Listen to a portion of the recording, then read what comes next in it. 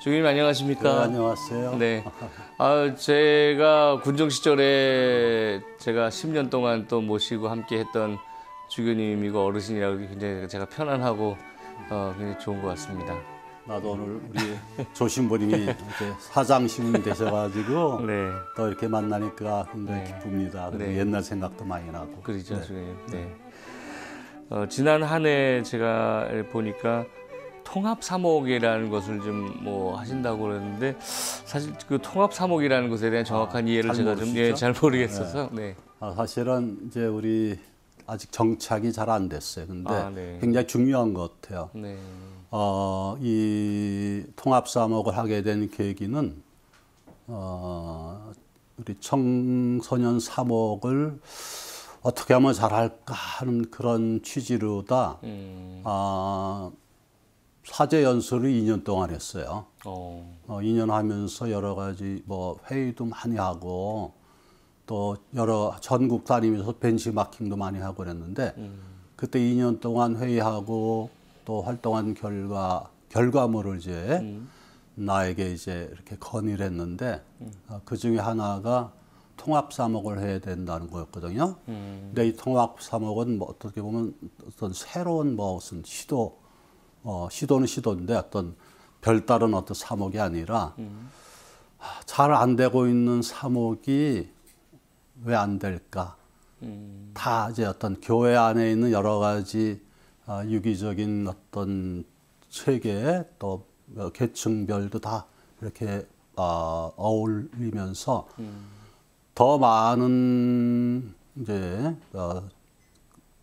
사람들이 참여하고 더 많은 관심을 가지면서 사목을 하자는 것이죠. 그래서 쉽게 표현을 하자면은 아프리카 속담에 또 한 아이를 키우려면은 온 마을이 함께 해야 된다는 그런 속담이 있는데 네. 그 속담이 이제 어떤 교육학에서 잘 쓰는 용어라 그래요. 그래서 이제 그런 어린이들 잘 키우고 또 여러 가지 사목을 함께 잘 하려면은 그 출발점이 가정이 돼야 된다고 생각을 해요. 가정 안에는 우리 신자들 모든 계층이 어린이들뿐만 아니라 청년도 있고 또 노인들도 있고 그래서 여러 가지 교회 안에 있는 모든 성사들이 이루어지는 것도 또 가정이죠. 그래서 가정에 대해서 더 출발점을 가지고 거기에서 필요한 것들을 유기적으로 그러니까 교구가 이제 가정을 생각하면서 뭐 뭔가를 도와줄 수 있는 뭐고 또 본당에서는 본당 사목자들이 무엇을 도와줘야 될지 이런 것들을 생각하면서 함께하는 유기적으로 함께하고 많은 이들이 더 큰 관심을 가지고 하는 것이 통합 사목이라고 말할 수가 있겠습니다. 그러니까 출발은 청소년 사목을 이제 잘 하려고 하다 보니까 네. 이제 이것저것 다른 다 사목도, 연결되고 다른 유기적으로 사목도 다 함께 마찬가지로 되고. 이렇게 통합적으로 해야 된다. 네. 한다는 차원에서 이제 네. 통합 사목이라고 얘기하고 있는데 그 소공동체처럼 이렇게 그냥 한 해 두 해 이루어지는 것이 아니라 오래 걸리는 것이 이 통합 사목이라는 거. 그리고 청소년 사목뿐만 아니라 청년 사목 또 모든 그 교회 사목의 분야에서도 이렇게 통합적으로 이루어진다는 거를 느꼈고요. 그리고 이제 이러한 통합 사목의 중요함을 느끼고 있는 본당이 조금씩 늘어가고 있고 그런 본당에서 이런 청소년 사목이나 또 다른 사목도 이렇게 통합 사목적인 관점에서 가정을 출발로 해서 이루어지는 것을 볼 수가 있습니다. 그 중에 이제 몇 가지 더 구체적으로 이제 보자면 소공동체 운동에 대한 얘기를 많이 좀 하고 계시네요, 주교님. 네. 네, 그러면 그 소공동체 운동에서 생활 다시 보기라는 것을 강조하셨는데 이거는 무엇을 얘기하는 건가요? 생활 다시 보기. 네, 네. 소공동체는 우리 한국 천주교가 대부분 많이 하고 있는 게 소공동체 운동이잖아요. 그런데 이 소공동체 운동은 기존에 정해진 그런 방식이 있잖아요. 뭐 성경 읽고 뭐 복음 나누기 나누기 10단계를 7단계. 하고 네. 하는데 이런 그 소공동체 운동을 하는 그 과정에서 네. 복음 나누기 7단계가 어려운 분들이 많이 있더라고. 잘 안 되는 게. 그래서 실질적으로 해보면 이런 네. 그 복음 나누기를 들어가기 이전에 뭔가 선행돼야 될 준비가 필요하다. 그래서 이제 생각해낸 것이 생활 다시 보기거든요. 근데 조금 더 이렇게 설명을 하자면 생활 다시 보기는 하루하루 생활을 하루를 돌이켜보는 그런 그 훈련이라고 말할 수가 있어요. 하루 성찰. 하루 성찰. 네. 그래서 오늘 하루 동안에 무슨 일이 일어났었는가, 누구를 만났는가. 그러니까 굉장히 뭐 길게 일기를 쓰는 것이 아니라 일지를 쓰는데, 뭐 생활 일지를 간단하게 써서 예를 들면은 오늘 뭐 이웃에 사는 어느 자매를 만났는데 또 그 만나서 이야기를 나눴는데 이야기를 나누다 어떤 순간에 화를 내었다 어떤 얘기를 듣고 네. 이제 그런 거를 이제 그 일지에다 쓰는 거죠.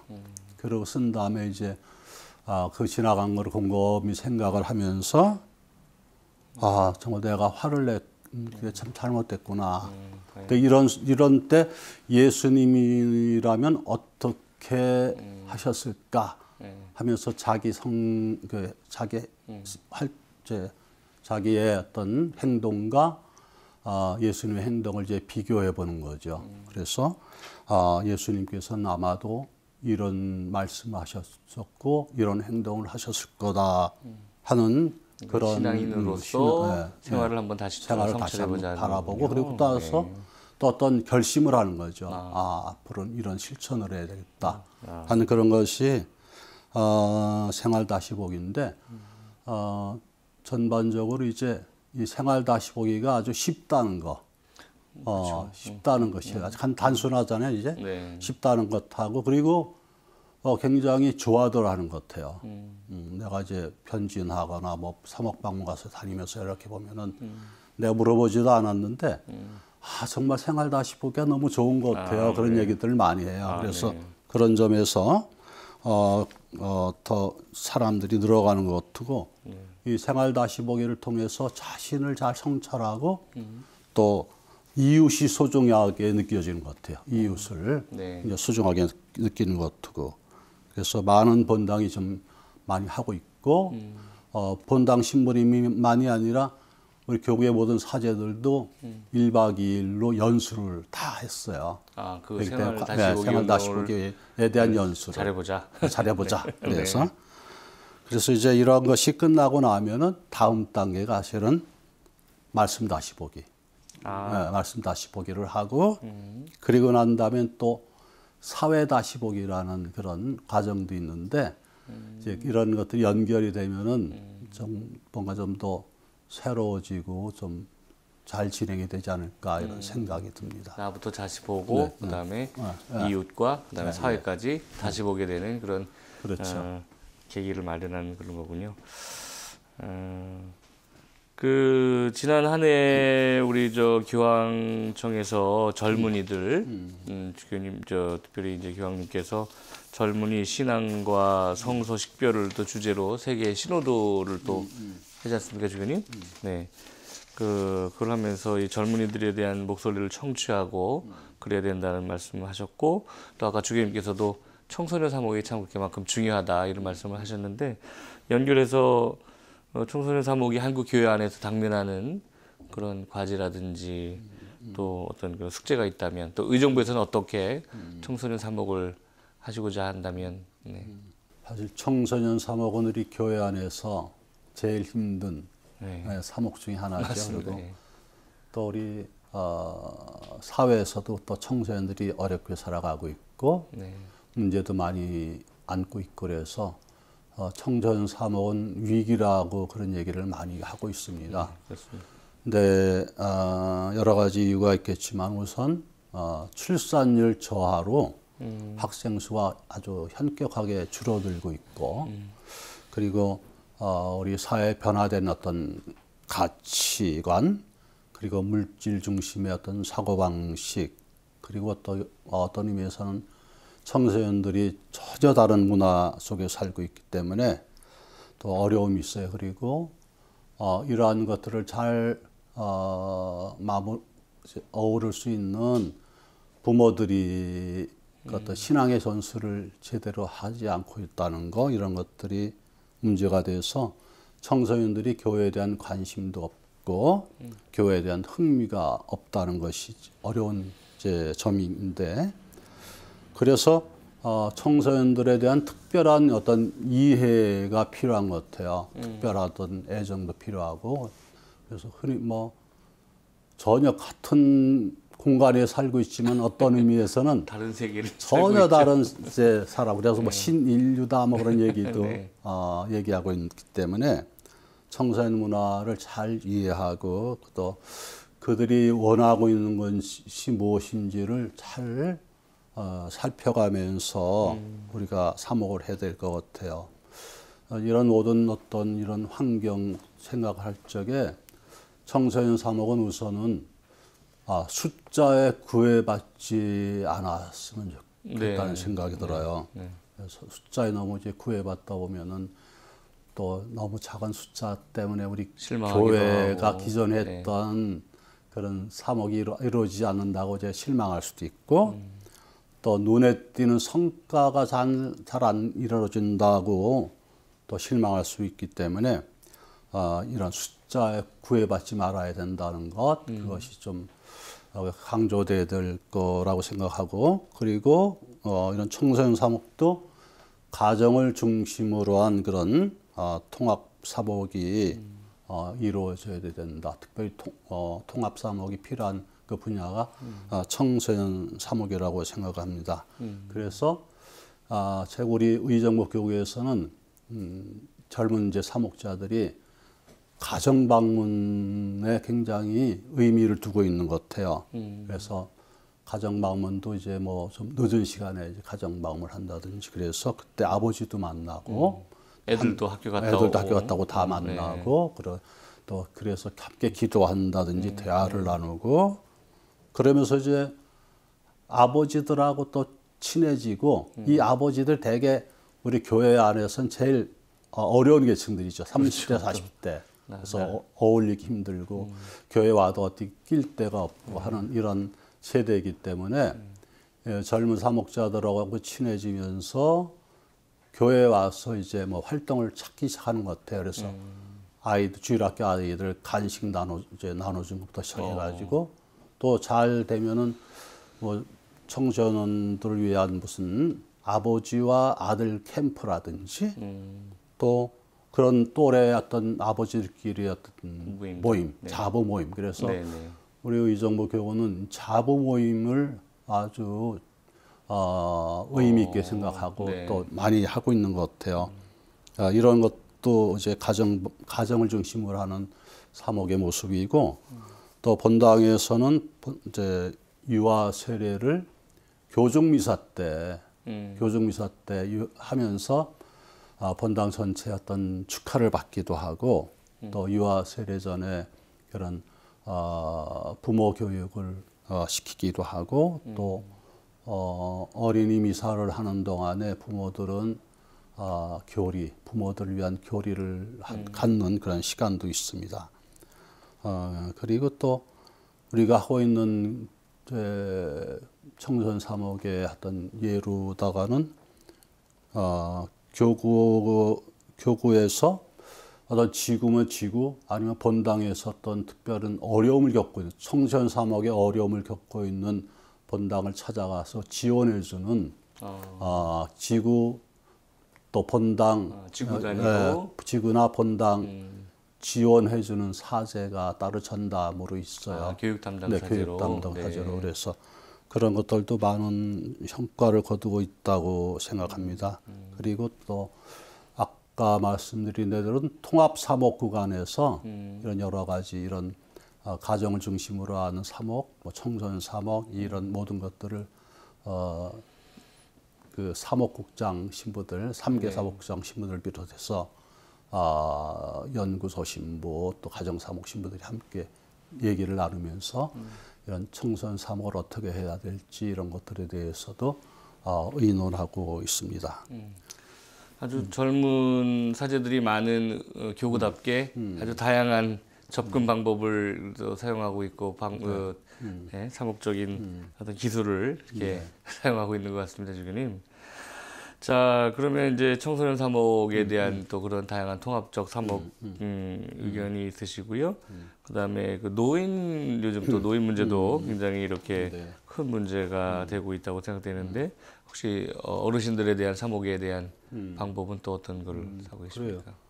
이번에 이제 사목 방향을 정할 적에 네. 우리 사제들이나 또 사목평의에서 어떤 시대 정신 맞는 어떤 사목으로서 제안한 것 중에 이제 대표적인 게 노인 사목이거든요. 네. 근데 이제 노인 사목은 우리 사회보다 우리 한국 사회가 이제는 고령 사회로 접어들었는데 초고령화. 우리 교회는 또 초고령화 그러니까. 사회를 걷고 있어요. 그래서 우리 의정부 교구도 특별히 이제 아주 고령화된 본당들, 그 본당 신자 중에서 65세 이상 신자가 40%가 넘는 본당이 네 군데나 있어요. 네, 평균이. 그리고 본당 교구의 평균 퍼센테지가 65세 이상 넘는 신자들 비율이 21%가 넘었어요. 그래서 이런 점에서 노인 사목이 굉장히 중요하게 대두가 되는데 최근에는 노인들도 이제 구별이 되는 것 같아요. 예를 들면 75세 이하의 노인분들은 굉장히 활동력 있고 또 하고 싶어하고 그런 것들 많은 액티브 실버 그렇게 표현하죠. 액티브 실버인데 이분들은 아직 건강하고 활동적이기 때문에 교회 안에서도 봉사를 많이 할 수가 있을 것 같아요. 그럼요, 요즘에. 또 뭐 요즘 구역반 봉사자들이 없는 그런 실정인데 이런 분들이 충분히 과거 경험을 되살려서 할 수 있다고 제 생각을 합니다. 그리고 또 이분들 중에서는 어떤 전무성도 많이 가지고 있기 때문에 그런 전무성을 살려서 취미반이라든지 외국어 반 또 아주 실버 성가대를 보니까 경연대를 했는데 아주 너무 잘해요. 너무 잘하고 그래서 이런 것도 신경을 쓰고 그리고 무엇보다도 성경 공부를 많이 할 수 있도록 기회를 만들어 주는 게 좋겠고요. 그리고 앞으로 이제 그 노인들의 또 자녀인 그 아이들 어린이들의 그 부모들이 이제 맞벌이 부부하고 그러기 때문에 할머니 할아버지들한테 맡기고 일터로 나가는 경우가 많이 있는 것 같아요. 그래서 어느 수녀원에서 이제 또 고안해낸 거로 알고 있는데 손자 손녀들을 위해서 교리를 신앙 교리 기초적인 교리를 잘 알 수 있는 분들이 바로 이 그 노인들 할아버지 할머니들이다. 그래서 그런 것들도 좀 생각을 하고 있어요. 그래서 맡겨놓고 가는 아이들을 맡겨놓고 가는 아이들을 어르신들이 할머니 할아버지들이 잘 교리 공부를 좀 시켜라. 그런 것들도 이제 생각을 하고 있고 그리고 뭐 기존에 노인대학이 있는데 노인대학을 조금 더 좀 풍요롭게 뭐 노래하고 막 그런 어떤 강의 듣는 그런 것들만이 아니라 또 성경 공부도 시키고 또 황혼의 어떤 아름다움에 대해서도 좀 더 깊이 영적으로 생각할 수 있는 그런 시간을 이제 주려고 애를 쓰고 있는 것 같습니다. 자, 우선 이제 노인 사목은 또 그렇고요. 이제 그 또 사회 사목에 대한 관심도 굉장히 의정부가 많이 갖고 있는 걸로 알고 있는데요. 또 이주민이라든지 난민 문제도 주교님 많은 관심을 갖고 계시는 걸로 알고 있습니다. 또 그런 사회 사목에 대한 분야를 좀 설명해 주신다면. 이 사회 사목제 분야 중에서 또 우리가 살아가는 이 시대 특별히 깊이 생각하고 또 역점을 둬야 될 거를 이제 우리 세 가지로 이제 정했어요. 네. 민족화의 사목의 심화, 그리고 난민 이주민 사목, 그리고 기후 온난화에 따른 그런 환경 사목, 이 세 가지를 사회 사목에서는 집중적으로 다루고 있는데, 먼저 민족화의 사목은 관심 사제들이 많이 있어서 그 사제들의 모임을 통해서 네. 공부도 하고 뭐 활동에 대해서 논의하기도 하는데, 관심 사제가 굉장히 중요한 것 같고, 그리고 신학생 때부터 관심을 갖도록 하기 위해서 우리 방학 때는 이제 이런 교육 이제 시간을 갖기도 합니다. 그리고 민족화의 사목의 중심이 될 수 있는 것이 본당에서 민족화의 분과를 설치하는 건데, 민족화의 분과. 민족화의 분과. 네. 이 민족화의 분과는 몇 년 전 우리 주교회의에서 앞으로 민족화의 활동을 위해서 본당에 민족화의 분과를 설치하는 게 좋겠다.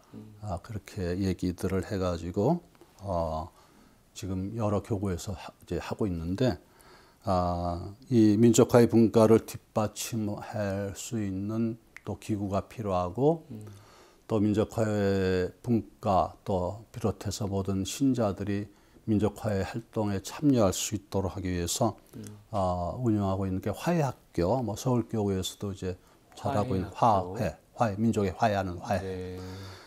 그리고 또 우리 교구에는 연구소가 있는데, 연구소에서 이런 민족화의 활동에 대해서 어떤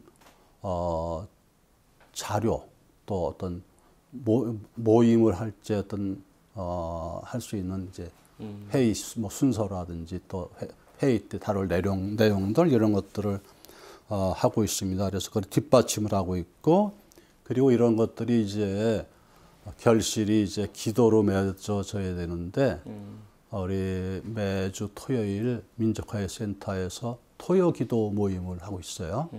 토요 기도 모임에 많이 참석할 수 있도록 독려를 하고 있고, 그리고 뭐 DMZ 걷기 뭐 이런 것들을 여러 차례 하고 있습니다.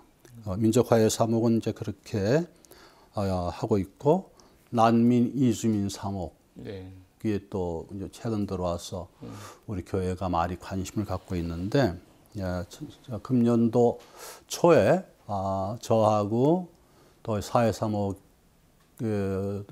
있는 신부님들 하고 있는 신부님들 몇 사람이 동두천에 이제 아프리카에서 온 난민들이 많이 살고 있어요.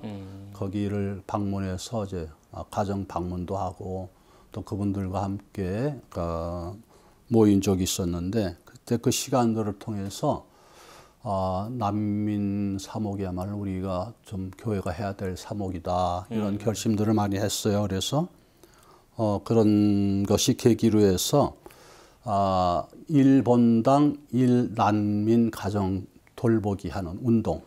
한 본당에서 한 명의 난민을 난민 가정을 돌보는 거. 그래서 그렇게 하기 위해서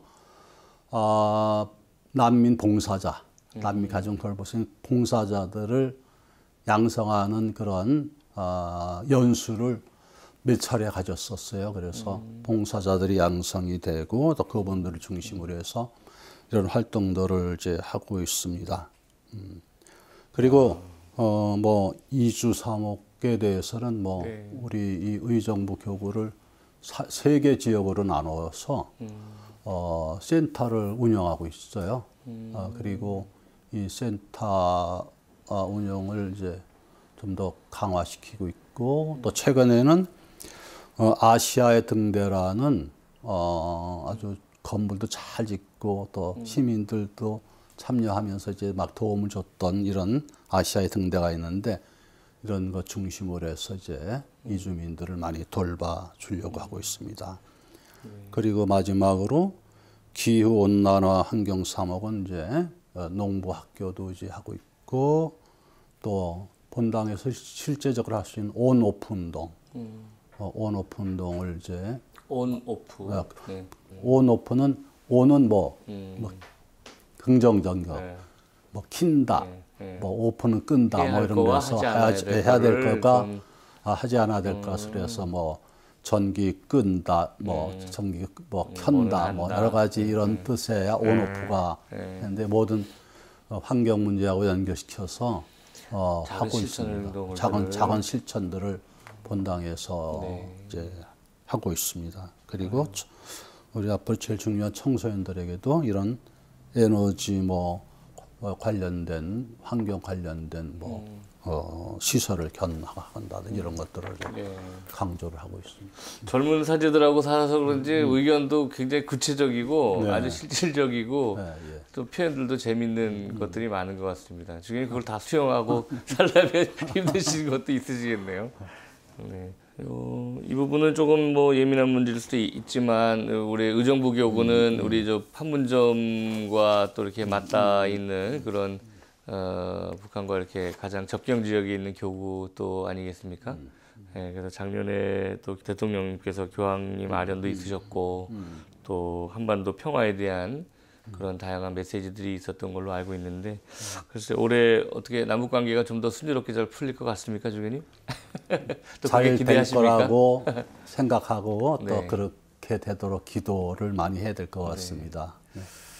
또 그렇게 또 순조롭게 풀린다면 교황님께서 북한을 방문하실지도 모른다는 그런 기대감이나 그런 원함들이 있는 것 같은데 주교님 개인적인 뭐 의견이나 또 생각이 있으시면 이 기회에 한번 말씀해 주시면 좋겠습니다. 교황님께서는 이제 특별히 이제 한반도 평화에 대해서 관심과 애정을 갖고 계신 거를 우리는 다 느끼고 있잖아요. 그렇죠. 마지막 분단 국가인 마지막에 분단 국가이기도 하고 또 특별한 어떤 그 관심을 보여주고 계시는데 그래서 이제 대통령 방문하셨을 때도 교황님 방문하셨을 때도 긴 시간 이렇게 함께 얘기 나누고 또 베드로 대성전에서도 미사를 드릴 수 있도록 배려해 주시고 또 연설할 수 있는 기회도 주셨는데 근데 그중에 그때 나왔던 게 이제 문재인 대통령께서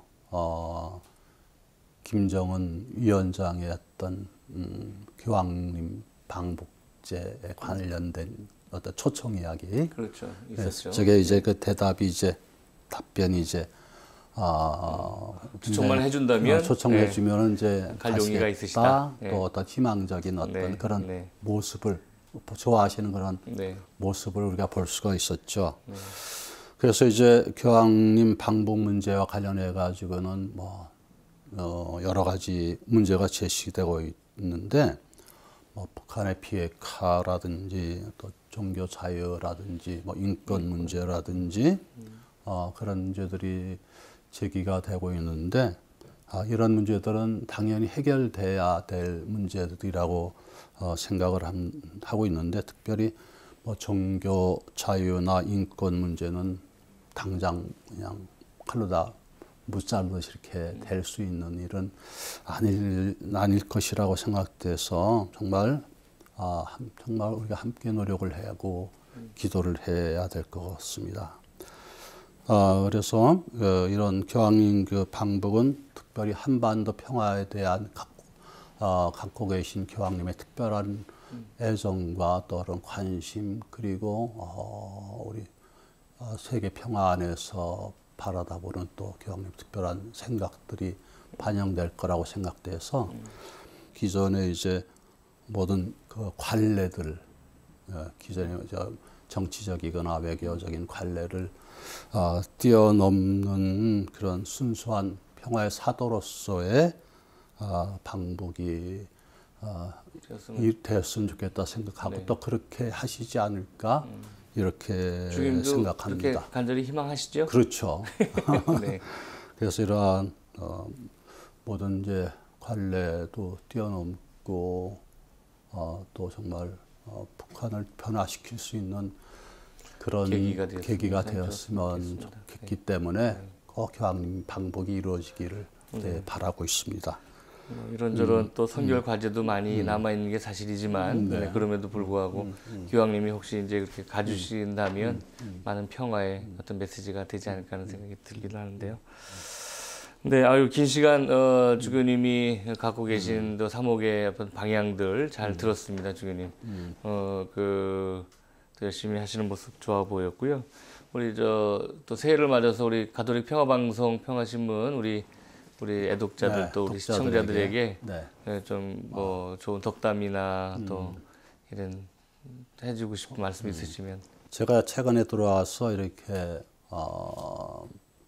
굉장히 힘을 얻은 또 성경서고 또 교우들한테 힘을 불어넣어 주면 좋겠다 생각한 것이 이제 이사야서 40장에 나오는 주님께 바라는 이는 새 힘을 얻고 독수리처럼 날개치며 올라갑니다. 는 이런 구절인데 그 전에 이제 또 이런 말이 있었어요. 젊은이들도 피곤하여 지치고 청년들도 비틀거리게 마련이 있지만 이제 하느님께 바라는 사람들은 날개치고 피곤하니 모른다 하는 이런 성경 말씀이 이사야 40장에 굉장히 마음에 많이 와닿고 이런 성경 구절을 들려드리고 싶습니다. 그래서 금년 한 해도 이렇게 어려운 그런 사회 현실, 또 경제 현실 앞에서 또 하느님 안에서 힘을 얻고 살아가는 그런 한 해가 되고 또 우리 평화방송도 그런 점들을 많이 그 독자들에게 또 시청자들에게 심어주는 그런 프로그램이나 그런 강좌들이 많이 있었으면 좋겠습니다. 좋으신 말씀 감사하고요. 2019년 더 활기차고 또 역동적인 그런 의정부 교구 될 수 있도록 주교님 건강하시고 힘써 주시기 바랍니다. 네, 감사합니다. 네, 주교님 건강하십시오. 네, 감사합니다. 네. 네.